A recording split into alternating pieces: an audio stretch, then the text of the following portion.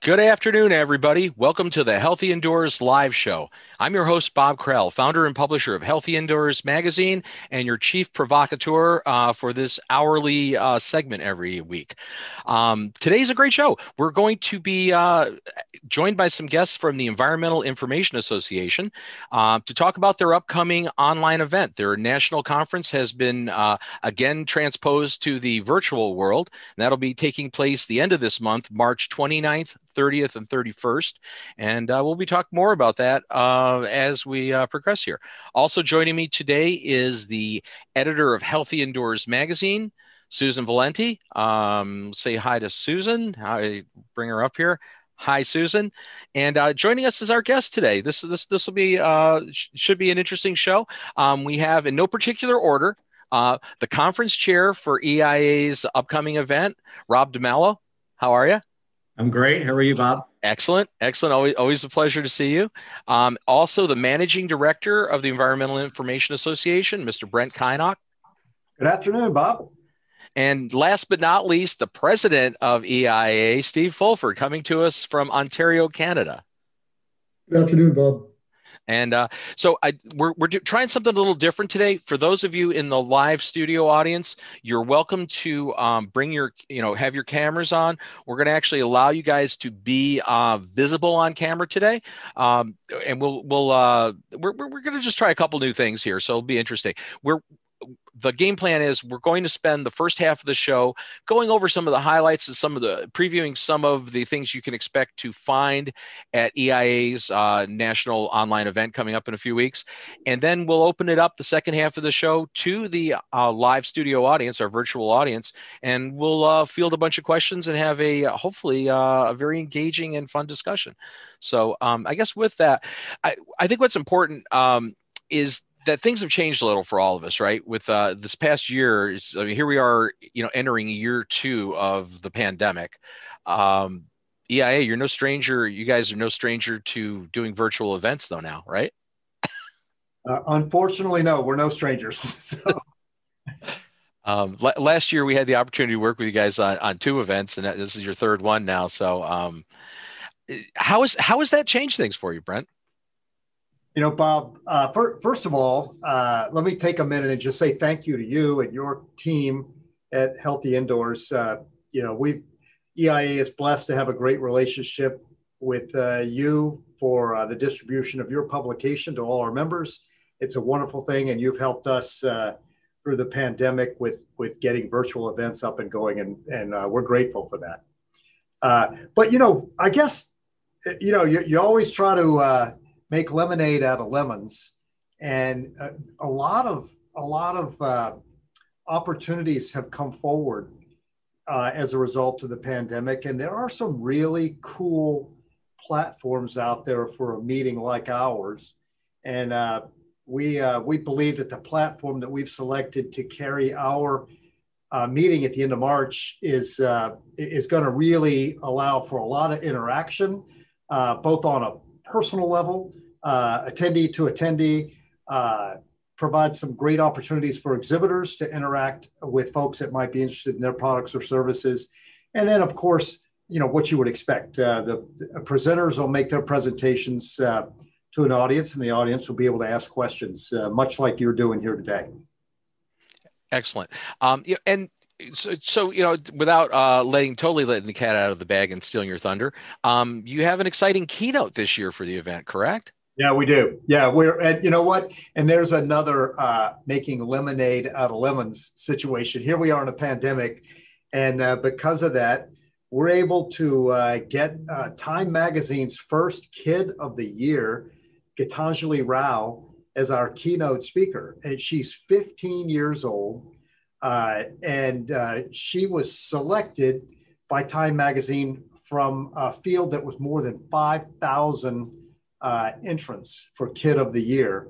And she's done, she really, her reach, I guess, is trying to promote STEM education to people her age.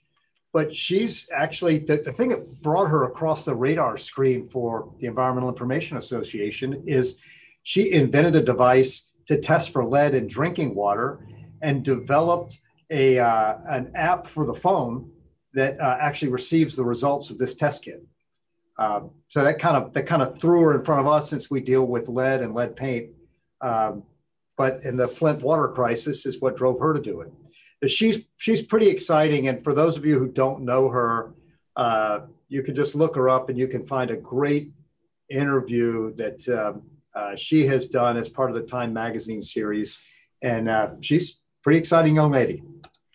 I mean, what's crazy is that at that age, right, at that young age, to actually do something that's that impactful globally is quite impressive. And I'm really looking forward to seeing her presentation. And exactly. You know what? And she's been doing it for a long time, Bob. I mean, she really just, because of being selected by Time, she's on a lot of people's pages now, if you will. But she's been doing this for years. She's been out there doing projects and creating things, and for probably since she was about 12. But as I said, Angelina Jolie did a great interview with her, which you can find on YouTube or in any various number of places. And the two of them, had a simpatico that made for a really great interview. Excellent. One of the things, just I point out to you again, you guys, as many people are starting to join our live virtual studio audience, and that's an option. If you're watching the stream and you're not part of the actual Zoom meeting, the live audience, you still have the opportunity to jump in. What you could do is go to healthyindoors.com, click on the HI show link, and in there is a link to get you an invite ticket into this meeting, where you'll have the opportunity in the second half of the show to actually come on camera and ask questions and participate with us. So those of you that are actually already logged into the live audience, in our virtual audience, you can ask a question either by typing something into the chat feed by clicking on that, or clicking on the reactions button down below and raising your hand. And our moderator, Susan Valenti, who's the editor of Healthy Indoors Magazine, will be happy to let you in after you raise your hand, and we'll entertain your questions. So we're looking forward to, save your questions for the next 25 minutes or so, but we'll definitely be bringing you in. What's interesting, Steve Fulford's here. He's still, the reigning champ, still president of EIA. It's been a while now. You've been president for, is it a couple of years? How long? Yeah, so this is kind of the final kind of 3 months of my original tenure as the president. But I've agreed to stay on for an extra year. Just this pandemic and the changes that we've seen in the industry. Just to see this through till we can next see people in person. So I'm going to stay on for another year until we get the next president-elect ready to go. I mean, you've been here a long time, because when you started, I mean, I was there at live at that. You became president at the Miami conference, right? Miami event? Yeah. So just at the end of the Miami conference, I became the president, and then I was in Seattle for the Fall Technical Conference last October, or the October before last, I guess, and was really looking forward to spending another 3 or 4 days in Seattle. But unfortunately, we know what happened there. And we were able to, pull off the conference last year very successfully. I think everybody had a great time. Yeah, and then this year, unfortunately, not able to be in Philadelphia.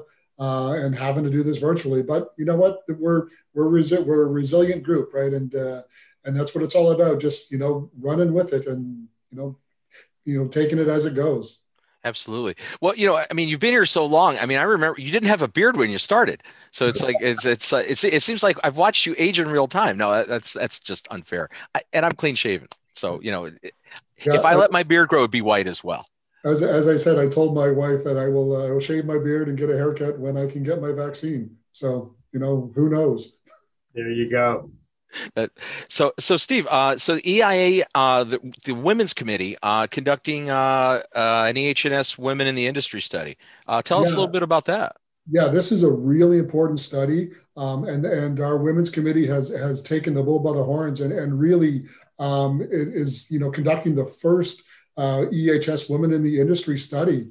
And this is, it's really looked at to assess the position of women in industry to look at their salary, their position, leadership opportunities, attitude towards job security, advancement, and so much more. And so it's a really comprehensive study that they're undertaking right now, and the results of that will be presented at our conference. So it's going to be really exciting.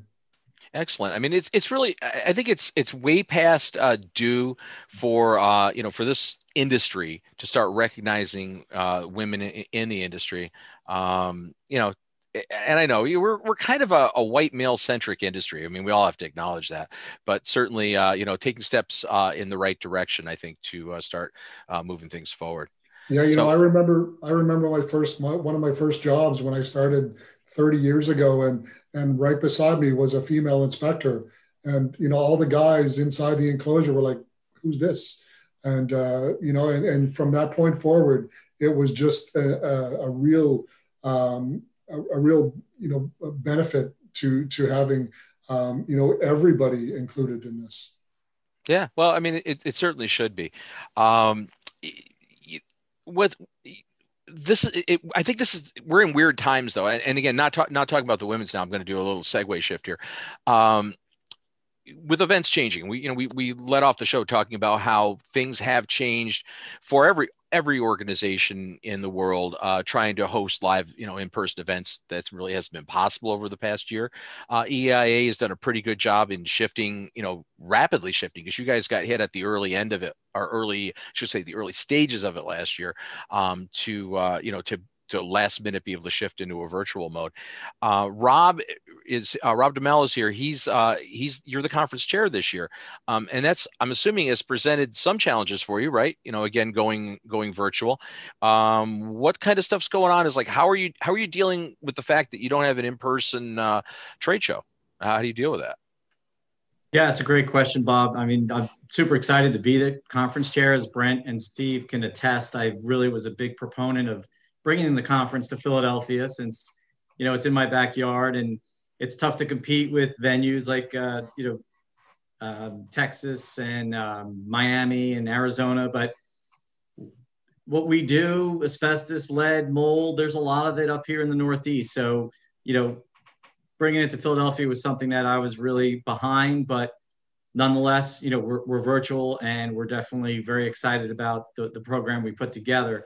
Now, to answer your question, we're really trying to make the exhibit hall a great experience and bring value to the attendees. Anybody that's attended EIA in the past knows that the exhibit hall was always lively, and a lot of interaction, a lot of socialization. So to basically counteract that, as Brent talked about, we have a great platform that they've implemented, and you'll be able to interact with the exhibitors live. So you can enter their room, see either videos, or actually engage with a representative of the vendor. So we're really trying to make that a great experience and interactive and live. So we're really looking forward to that. Excellent. And again, we're in a different time now. I think we've all in the industry, and all the different organizations that have traditionally done in-person events have had to do some rapid adaptations, right, to be able to do this. So it's hats off to this.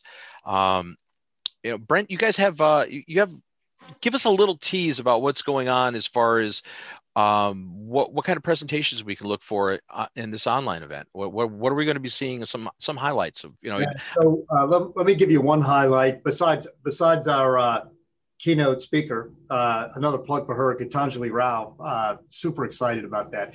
But we're able to get a couple of people to make presentations from the Environmental Protection Network. And for those folks who are joining us today and maybe have not heard of this, the Environmental Protection Network was actually started in January of 2017, right after President Trump was inaugurated. And it's a group of former EPA career staff and actually confirmation level appointees that came together because they were very afraid of what the Trump administration might try to do to undermine the protection of public health and the environment. and they've become a very aggressive, active, outspoken group about science and engineering behind the work that EPA does. So I'm fascinated to have them speak to us about, what has happened to EPA since Trump was in office and what they expect to happen now that we have a new administration. And we'll see. But EIA has been active in pushing for a ban on asbestos since the United States still has not banned asbestos. And the Environmental Protection Network has been active in that discussion as well, and has been very active in calling out EPA for the way they conducted the risk assessment around asbestos. So I'm excited to hear them. And you're talking about, appointees, career level appointees, career EPA people and appointees. And we'll have two of them will join our conference and speak to us. I mean, that should be a great session. Looking forward to it. I know you were on the show last year with Linda Reinstein talking about the proposed legislation to actually perhaps ban asbestos in the United States, which I think a lot of people still probably watching the show right now are still under the impression that asbestos is outlawed in America, and in fact, it is not, right? It is not.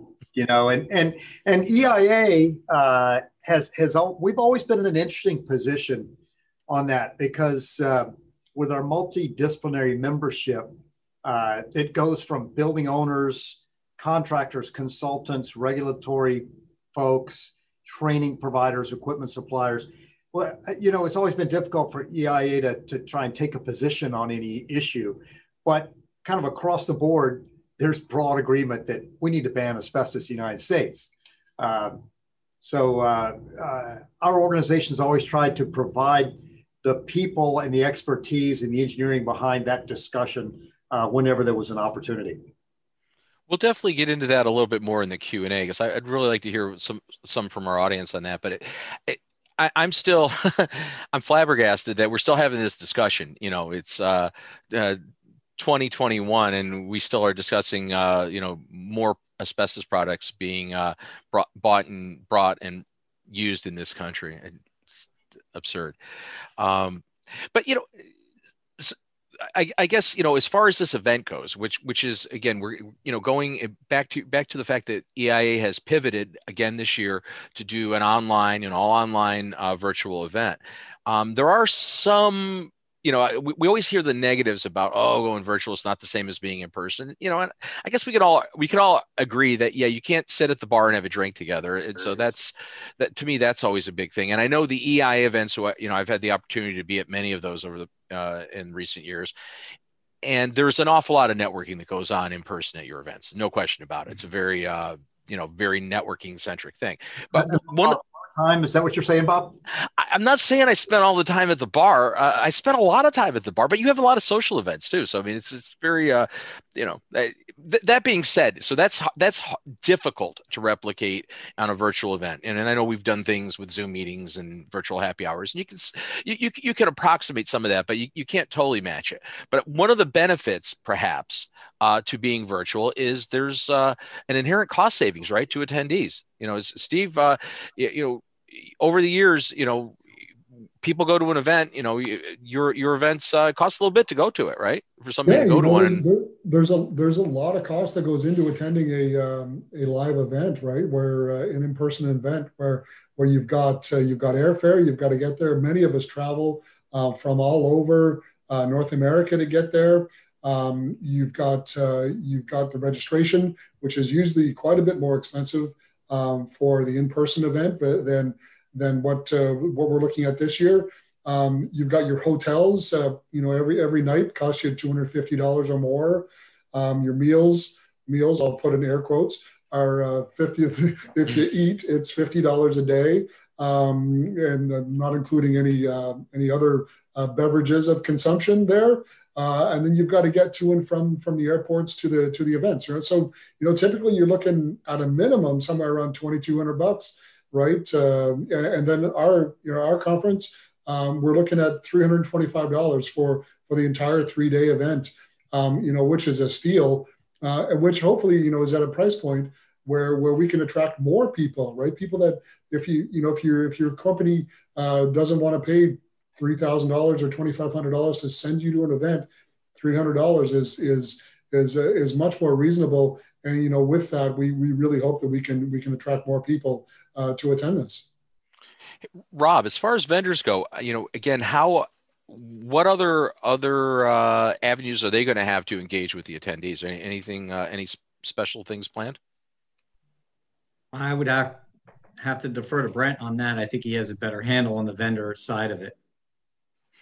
Yeah. So there are times set aside throughout our schedule on those 3 days, the 29th, 30th, and 31st, which will be kind of exhibit hall only times, just like at a live conference. You have some sessions. You have a opening general session with a keynote, and then you break out into technical sessions, and then usually there's dedicated exhibit hall hours. We'll have exactly the same thing as part of the virtual conference, and then we've got we're going to have some events in the late afternoons and evenings as well, where you can make your own cocktail and join the social event. And we're actually going to be sending out some special recipes to our attendees and try and get people to make the special EIA cocktail of the day for those events as well. So we're going to try and have a lot of fun with it. I mean, I think again, back to your, making lemonade. That's what you have to do, right? This is where we are. But I suspect, right, since we've done this for more than a year now for in-person events, I mean, at least I would argue that the online aspect of these national conferences is going to remain, right? Even once we get back in person, to the extent that we'll probably be looking at hybrid events. I mean, that's what I would project in this industry. Yeah, without a doubt. And in fact, Bob, we were all geared up to do a hybrid event this year, thinking that Philadelphia would be lightly attended compared to a normal conference, and we thought maybe we'll get 80 to 100 people there, and we should be able to socially distance well. And but there'll be a virtual part of it as well. Of course, things have stretched out in this pandemic to be a lot longer than any of us would have guessed. So it's all virtual. But now, I'm right with you. I think in the future, there will always be a virtual portion of every meeting. Now with this event coming up at the end of the month, you also have a 1-day rate, right? You have even a further discounted if somebody can just attend for a single day. Yeah, absolutely. The 325 rate, it gets you there for all 3 days and for all the events. But for if you think your schedule only is going to allow you 1 day, or you only want to hear certain speakers, there's a daily rate of $150. Excellent. So what other, there's you've got a host of sessions coming up. What other key sessions? I'll have toss this out to the three of you. What other sessions would you like to just highlight and mention that are coming up that we should be on the lookout for? We've got a great presentation coming up from Adele Abrams, who's a nationally known OSHA expert, to talk about regulatory changes from OSHA and MSA or MSHA that are coming up in 2021. So I think it's a really important presentation. I think it's going to be some brand new information for people, and you're only going to be able to get it at the EIA conference. I'd like to say I'm really excited about the presentation on the first day by Dan Peters. He's an environmental consultant out of Ohio, and he's going to be talking about the EPA definition of Category 1 non-friable materials. Your floor tiles, your roofing materials, gaskets, packings. What materials should and shouldn't be in that grouping, and the whole friability aspect is hotly debated. So I expect that to be a spirited presentation with a lot of open discussion with the attendees. So really looking forward to that one.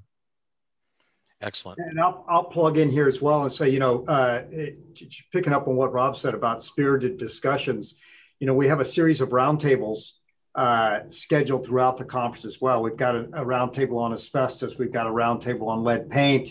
We've got roundtables on other issues as well. And those are designed to be just that. And that is, we get all the attendees in one place, in one room, turn on everybody's mics and everybody's cameras, and let's have a discussion about what's happening in your world. What are you seeing in your place of business? And that's always been one of the best parts of an EIA conference, is the opportunity to share insights and best practices with your colleagues from around the country and around the world. Here's what we do in Canada that is different than what you guys are doing in the United States. Steve can certainly tell you that. It's a lot of extra U's. I like that.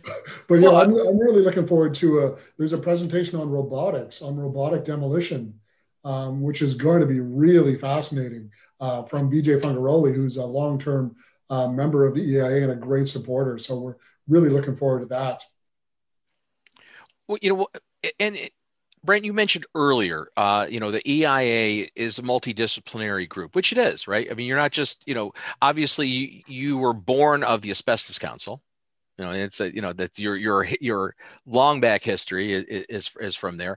But obviously, the organization has evolved to quite a bit more than just dealing with asbestos issues, right? Certainly, asbestos is one of your big topics, but you cover most everything indoor environmentally, correct? Yeah, exactly right. And so, you've got asbestos, you've got lead paint, you've got mold, you've got indoor air quality concerns. We've got a very, very active group in terms of the laboratory analytical side. They always get together and have discussions about what's happening on the laboratory side.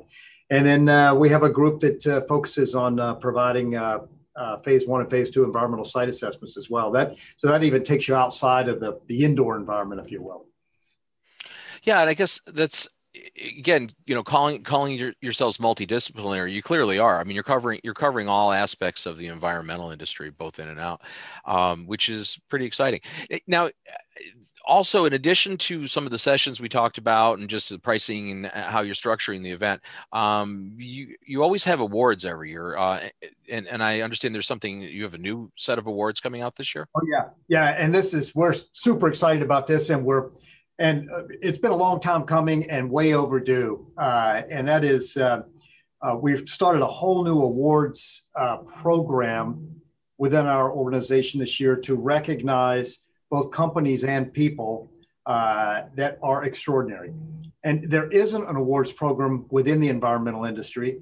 And, our board of directors realized it a couple of years ago and said, we need to structure an awards program. So we'll have, for the first time ever this year, we'll be making awards to categories like the Laboratory Analyst of the Year, Project Manager of the Year from a contractor, Project Manager of the Year from a consulting firm, Business Owner of the Year, Equipment Supplier of the Year. We have a number of categories of awards, and super excited. These are people and companies that need to be recognized and haven't been in the past, unless we've had an award for lifetime achievement. But that's generally given to just a single person each year. You may want to even think about having Media Personality of the Year. No, there we go. You're nominated and voted in, Bob. I just had to do that because it's time for levity. So this is exciting. I mean, really, I'm really looking forward to the event this year. I'm actually happy that I'm going to be there just as an exhibitor and a journalist. It'll be a little easier. Your events last year were a bit harrowing for me. I'll be honest. Running the controls is always a lot of fun. No, but sometimes it's nice to actually just be a participant. So what I'd like to do is, for our live virtual studio audience, turn your cameras on, guys. I'd like to have you bring your cameras live, and we're going to just kind of open up this discussion and field some questions and talk about things. So I know some of you are already live now, but there's a bunch more here. Please turn your cams on. So I want to revisit the thing we started about 20 minutes ago, Brent. The fact that asbestos has yet, well, I mean, it was banned for a short period of time, right? In the U.S., there was years back, but then that didn't last very long. And here we are having this discussion in 2021. What's going to change? You know, what are we going to do to actually change the situation in this country? It seems absurd to me that we're even having this conversation. Yeah, exactly. When you've got over 60 countries throughout the world that have banned asbestos, and the United States is lagging far behind. So yeah, what's it going to take? That's a great question, but from a purely kind of technical point of view, with the changes that went down, EPA had to evaluate a certain number of chemicals for possible bans, and asbestos was among the first 10 selected. So asbestos went through the whole risk evaluation process, and EPA determined at the end of that indeed that chrysotile asbestos presents an unreasonable risk in almost every category of use. So I would say that's probably good news to people that would like to see asbestos banned. Now what EPA has to do is they have to decide what to do with that determination now. And they've got 2 years to do that from the publication of that final risk evaluation. And that came out in December. So we've got a couple of years yet. But yet on a sideline to that, and you know this, Bob, because of Linda Reinstein being on the show last year, there's at the same time, there is proposed legislation before both the House and the Senate that would ban asbestos as well. And those need to be reintroduced now because we have a new Congress. But they made it through committee in the House with a very bipartisan vote to move it forward, and it just never came to the floor because the House got bogged down with a lot of other things, and sorry. Yeah, there's a lot of things that happened that bogged the floor down in Congress. Because we had that as our cover story in Healthy Indoors in December, as we know. Yeah. So yeah, as you mentioned, our organization was founded as the National Asbestos Council. So the roots of the organization are in asbestos, and so we always, all of our members have some involvement in the asbestos field, it seems like. So do you are you seeing anything different that'll happen under the new administration? What do you think is going to happen regarding, well, first of all, for this, the impetus on finally maybe banning asbestos, and some other things that might be of interest that you think this shift in administrations might, open opportunities for some new legislation or some new, at least, initiatives? It's probably too early to tell, Bob. But I'll tell you what, I'll give you kind of my personal feeling on the thing, and that is this is not an EIA feeling. This is a Brent Kynoch feeling. I think in the process of the risk evaluation of asbestos that went down as part of the revisions to TSCA, I think EPA tried to do everything they could to paint themselves into a place where they would not be able to say that asbestos was dangerous. Yet they painted that picture for themselves, and they still determined that asbestos presented an unreasonable risk. So I think they tried to roll the dice in a way that would have gone the direction that maybe the administration was hoping for, but they still came out and said it presented an unreasonable risk. And that's the reason I found that to be pretty amazing. What would we expect? I think naturally all of us would probably expect things to be a little more pro-environment under this administration, but I'm not sure what can or will be done in that regard. Yeah, I mean, and the thing is, like, I'm going back because, we've all been in the industry quite some time. And at least in my, my time here in the industry, it seems like indoor environmental issues have not become more focused under Democratic administrations than Republican administrations necessarily, over the years. I'm just, again, and Susan will probably chime in on this too as well, right? It's like there's a lot of times where it really did seem like we thought there was going to be a big focus on it. And, it's at least the IAQ in general has like started and stopped and stalled a bunch of times in the United States. And I don't know why. So 30 years later, I still don't really understand why we aren't as focused as we should be on it. I absolutely agree with you, Bob. And in fact, I think for those of us that are focused on indoor environmental issues, not water or air pollution, most of the regulatory engines that we've seen presented have been brought forward under Republican administrations, which is interesting. I don't know how that's happened that way, but that is, if you look at the asbestos legislation, you look at lead paint legislation, all of those were brought forward under Republican presidents. Yeah. Bob, I'd like to make a comment. Sure.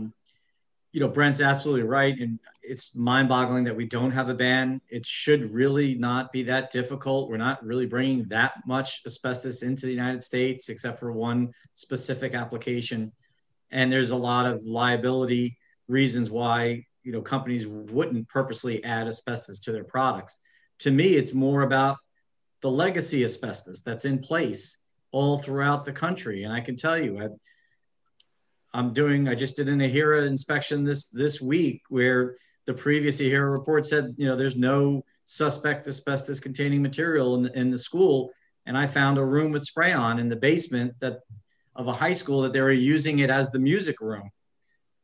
And that was not on any previous EIA inspection going back, back to 1990. So there's so much legacy asbestos. And to me, it's a huge question. And obviously we can't just go out and remove it all, but what do we do with everything that's in place as of this day? That's really a big question that I have. I mean, it's crazy. I think back to when I was in high school back in the 1970s, and our gymnasium was all spray on asbestos fireproofing exposed. So when a volleyball would go up there and hit it, it would rain down on all of us. Our auditorium was a spray popcorn ceiling that would, rain down on everybody for every event. Our cafeteria had all spray popcorn asbestos, and we had exposed, I guess it was originally 1920s building, right? We had exposed asbestos pipe insulation, on the elbows and things in classrooms that we would like rip off and throw at each other. I'm not making fun of it. I mean, I think it's just crazy that it was that much of it. But how do we still have that today? It makes no sense to me. No, it makes no sense. And you know what? Remember I said earlier that EPA did everything they could to try to paint the picture. One of the things, they didn't even consider these legacy exposures that Rob just mentioned.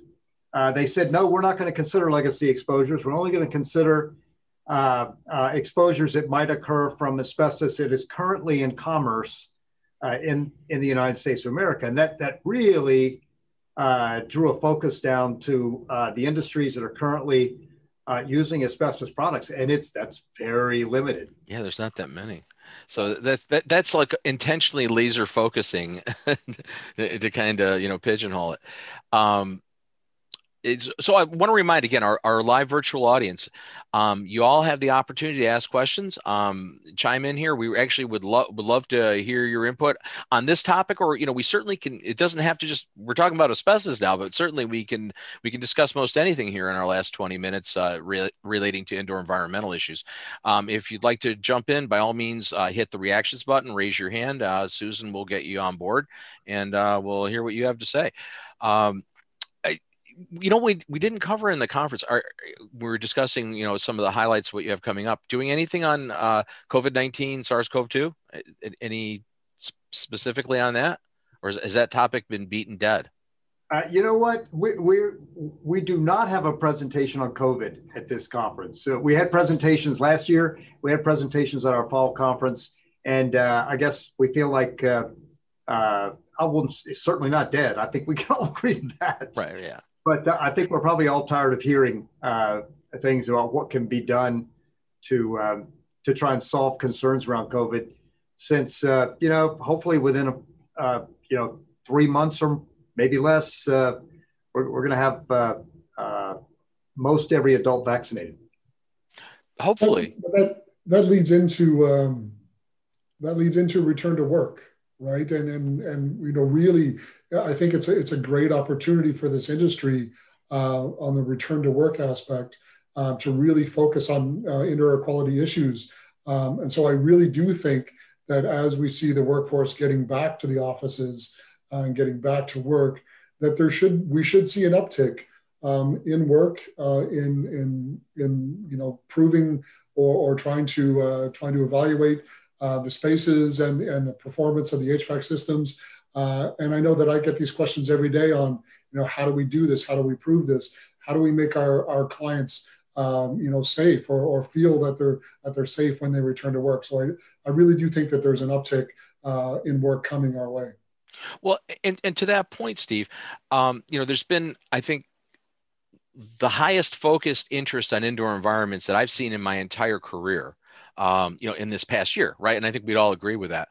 And of course, it's been focused on, the pandemic, the COVID-19 pandemic, and eliminating airborne pathogens like SARS-CoV-2, from the indoor environment. But, it's also that's trickled and all, not even just trickled, that's like been driven all the way down even to consumer level, right? Even consumers are more concerned and interested in indoor air quality, indoor environmental quality issues now than they have been, right? It's more I think it's a higher tiered thing in people's concerns now.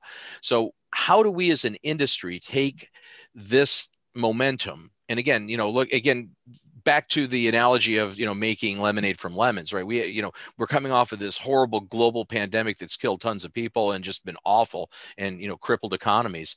But how do we take that and get something positive out of it other than just surviving the pandemic? Because if we survive the pandemic and go back to, the way we did things, business as usual, have we not missed an opportunity to make things better? Thoughts?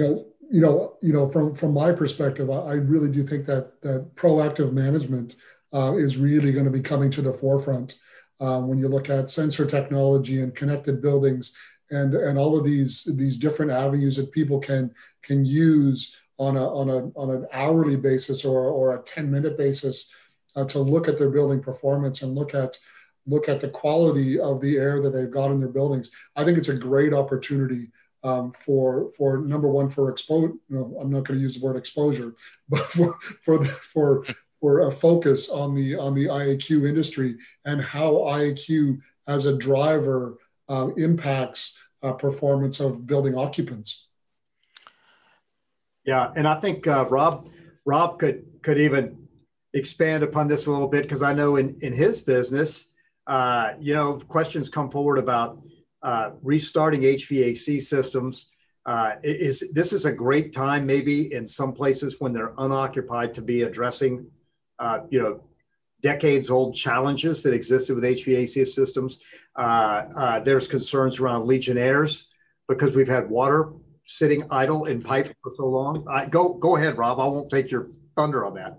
Yeah, no, thanks. I mean, it definitely, I agree with Bob, what he said about the heightened awareness around indoor air quality concerns. So I think that's just going to be beneficial moving forward for everybody, the occupants and our industry.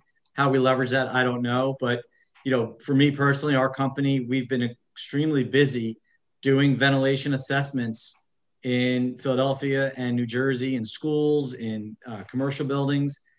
And these folks are spending money to evaluate their systems, and they are upgrading their systems. And I'm just amazed, because everybody is nobody's saying no right now, because they want to get their folks back to work and back to work safely. But I'm just amazed, we're going through the, let's say the older schools where they have these old house fan systems that have asbestos in and around those systems. I'm sure as Brent can attest, I'm a big proponent of microvacs for asbestos, and we've done a lot of that. We found a lot of asbestos in these fan systems, and then they're being abated. We did an HVAC assessment where at the very end of the report, we just said, the CDC recommends, since your building's been stagnant for so long, the water, you should test for Legionella. They called 2 weeks later. They said, can you test our building for Legionella? So it's just amazing, the heightened awareness, and it's good for everyone. And lead and water is another example that's been very active recently because of the heightened awareness. Well, you mentioned schools. I mean, schools are notorious for having, I would say, inferior HVAC, ventilation and air supply systems, at least in the United States. I'm not speaking globally now, but I've in my career, I've spent, the past 30 plus years working for a lot of school districts. And I'm just, it's amazing how poorly we actually ventilate a classroom space. Typically, right? You'd agree with that. So, absolutely. I mean, do you see, I know there's been a quick push to come up with mechanical system solutions in response to the pandemic. But do you see that this being carried forward? And do you think that school districts and tax dollars will be allocated to finally upgrading these systems to provide better air quality in our nation's public schools? I do. I believe it. It's being driven a lot by the teacher union as well. So they are, this is not going to go away. I mean, we really, right now they have social distancing in the schools that are in person. They've upgraded their HVAC systems. They've increased the filtration, the MERV rating of their filters. Some of the systems can't handle the higher MERV rated filters. So now theirs goes to the capital side, and that's going to be coming down the line. But we're seeing lots of portable HEPA units in the hallways, in the classrooms, increased air changes per hour. One school actually went out and bought little exhaust fans that they put in the windows to exhaust out all the windows. So they're all actively trying to do what they can with their budgets. But to answer your question, it's not going away. Yeah, I think this is here to stay, and it should. Mm. I mean, when you look at like a lot of the school building stock, that uses that model of unit ventilators, those things, I mean, they really operating perfectly and actually, installed and balanced right, don't do very much of an air change in the space. In best case scenario, that's if they're actually properly maintained and operating right. And in most cases, that's not the case. so that's an issue. But it carries. So schools always are near and dear, right, to all of us because we worry about our children's well-being, or at least we purportedly do. But thus far, we haven't really done a great job of making schools really super healthy in the last 40 years.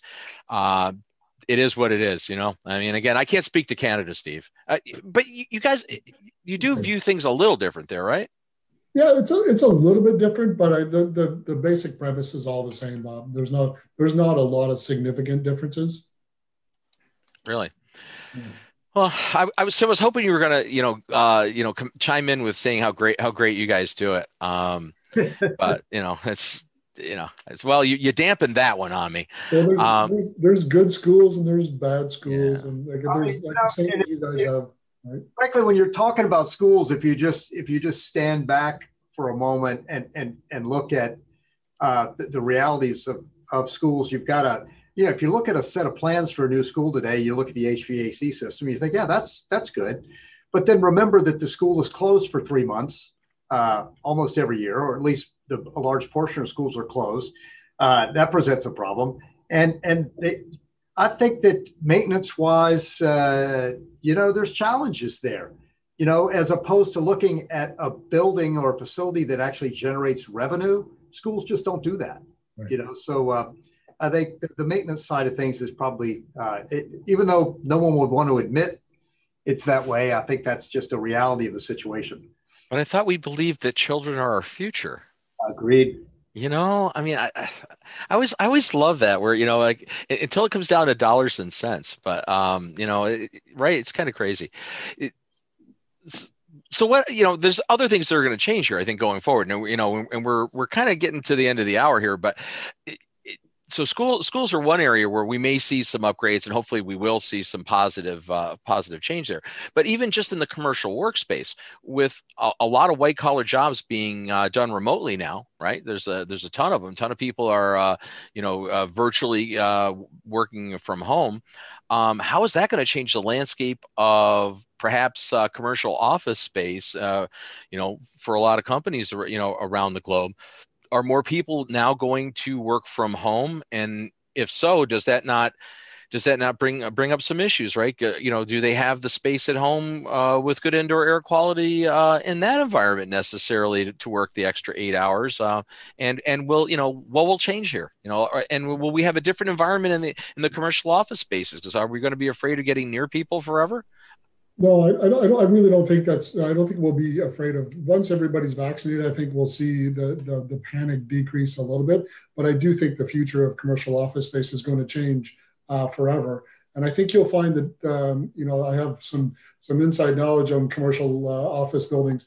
But I do think that in the future, the office will be much more of a destination. So it'll be the landlords will use their offices to draw people in, draw their workforce in for meetings, for social spaces, for things they can't do at home. And those head down tasks that they can do at home, they'll still do those there.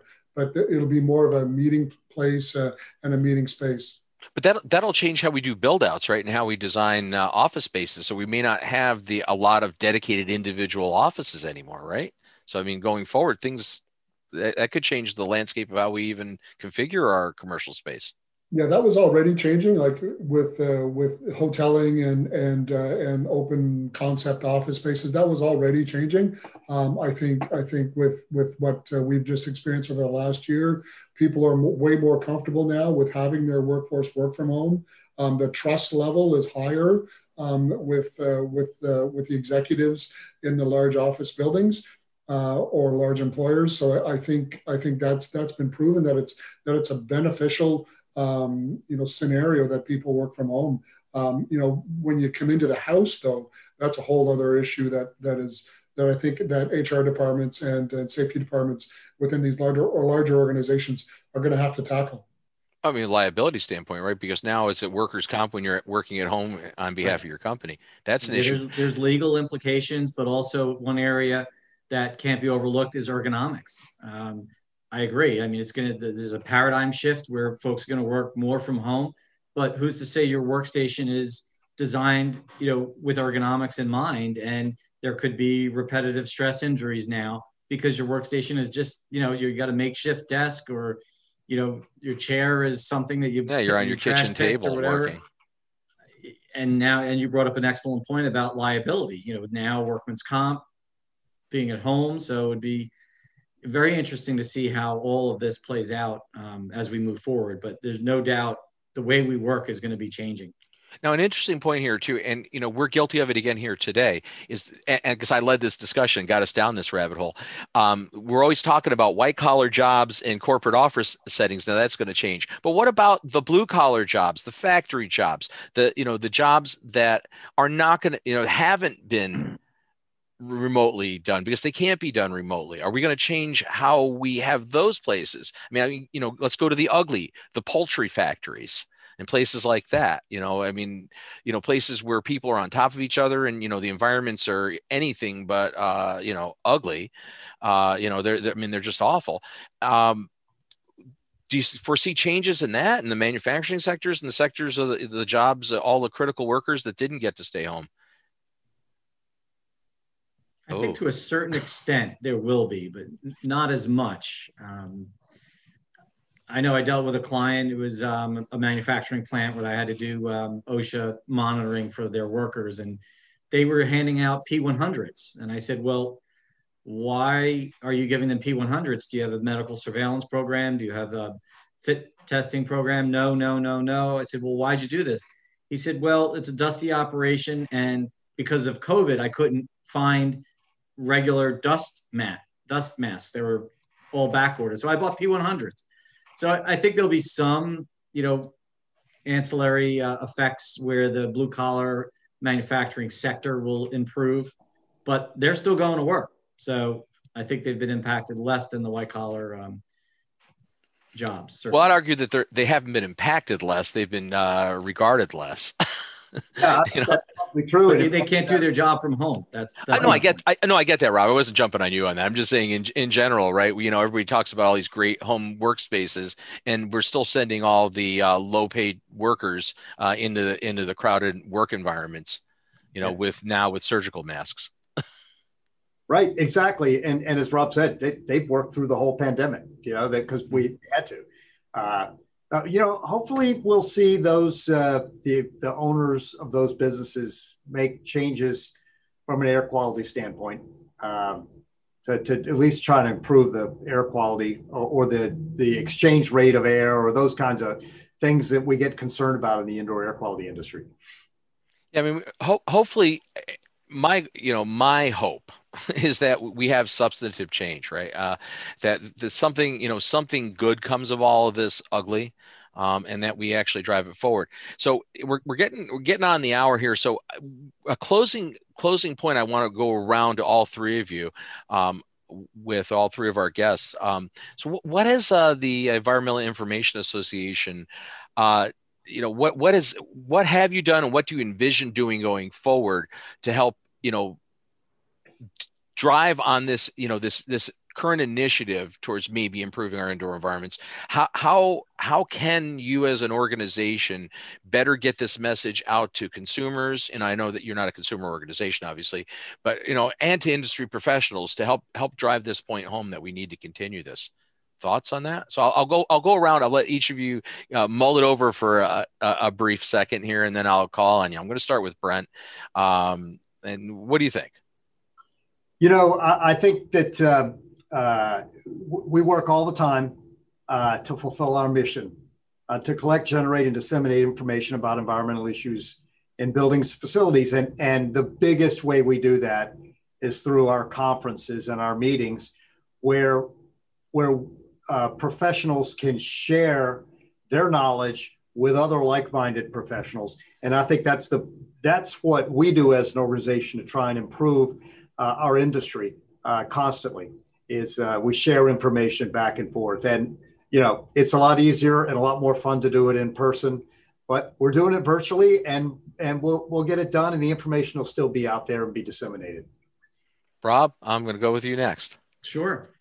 So to me, knowledge is power, right? And EIA, what is their mission? Like Brent said, it's to educate and disseminate information. So we're going to be at the forefront of all these new emerging issues, and I think we'll continue to do that. What I think is interesting is that I'm hoping that because of this new paradigm shift that we have with virtual events, that in the future we may actually attract new attendees that will take advantage of the educational offerings of EIA because they can attend for one day virtually versus going to the 3-day full conference, especially if they're not like a hardcore person that works in our industry.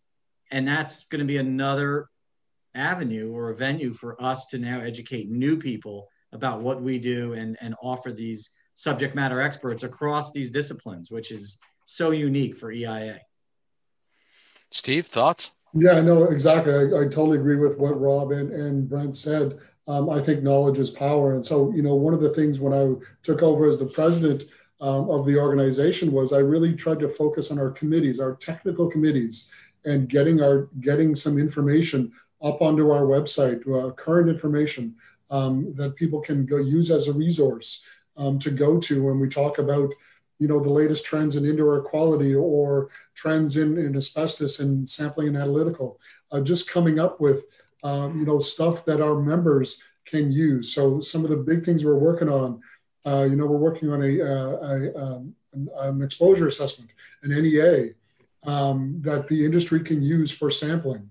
So that's a big undertaking. It's going to take a long time to do, but that's one thing that our asbestos committee and our sampling and analytical committee is doing. We've got updates coming to the phase 1 standards that were just updated. So, look at, keep an eye on the EIA website, and, using technology and using, this avenue that we've got to promote is really important moving forward.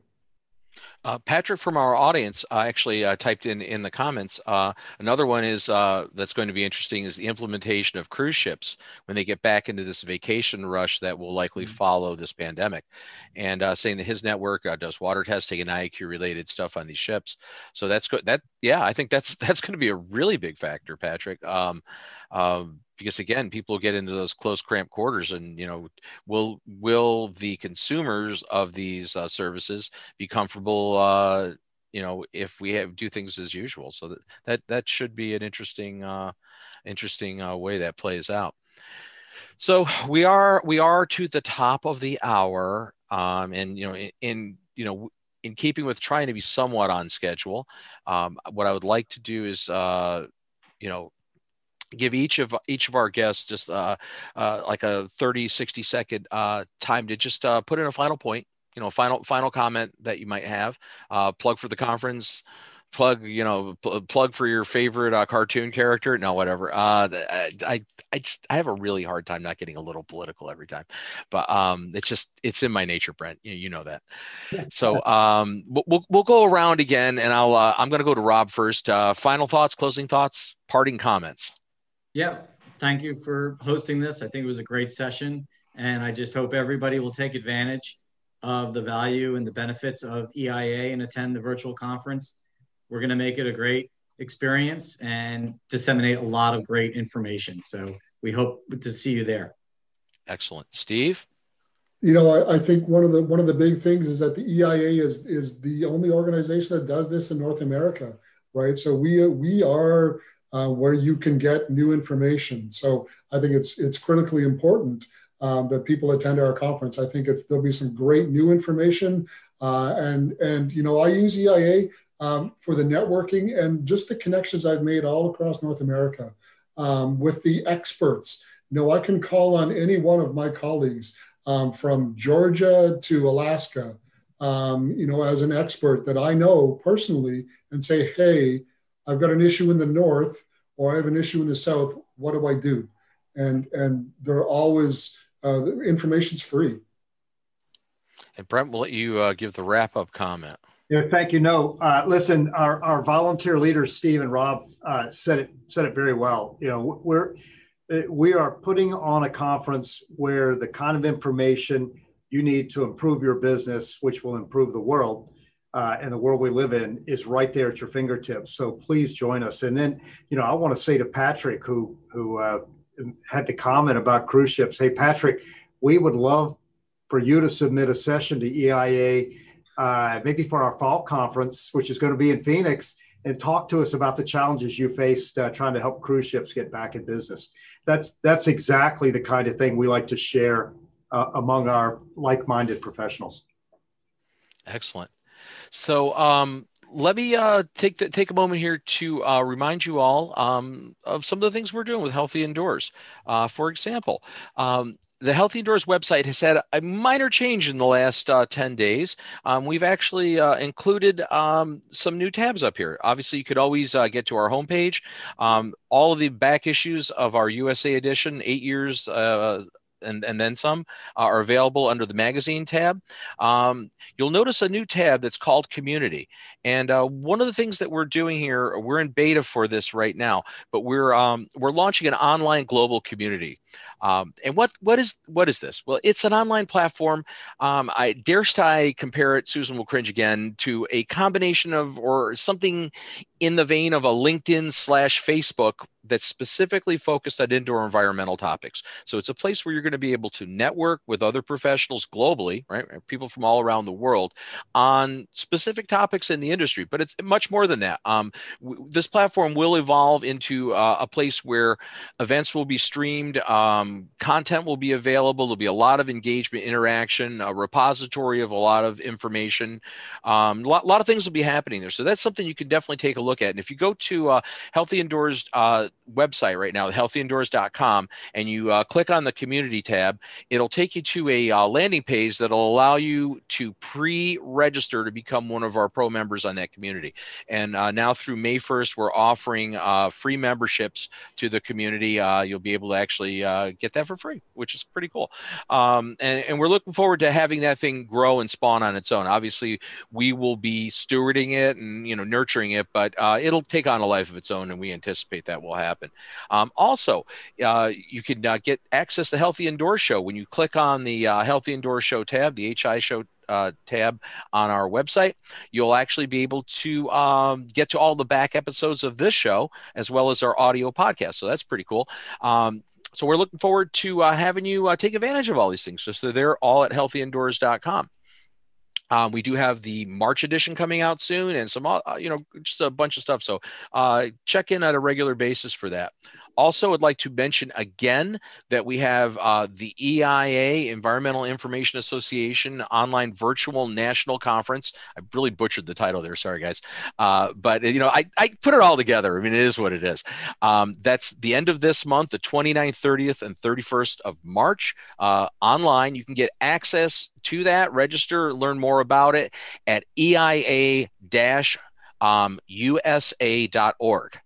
And we'll have that posted in the show liner notes. It's also for those of you in the studio audience, it's in the chat. So we definitely, encourage you all to take advantage of coming. Participate at that event. It looks to be a very good event coming up, and quite value priced. So that's a good thing.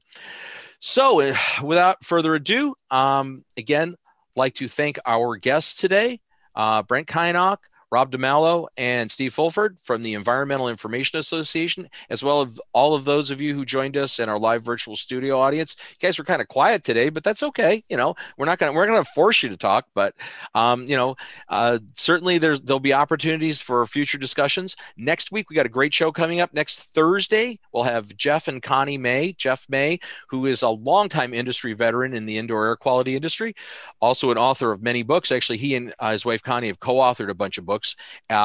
They've just reissued a new edition of their original book, or one of their first books in the industry, called My House is Killing Me. And the new edition of it's out. We'll be talking about that next week, next Thursday from 1 to 2 p.m. here on the Healthy Indoors Show.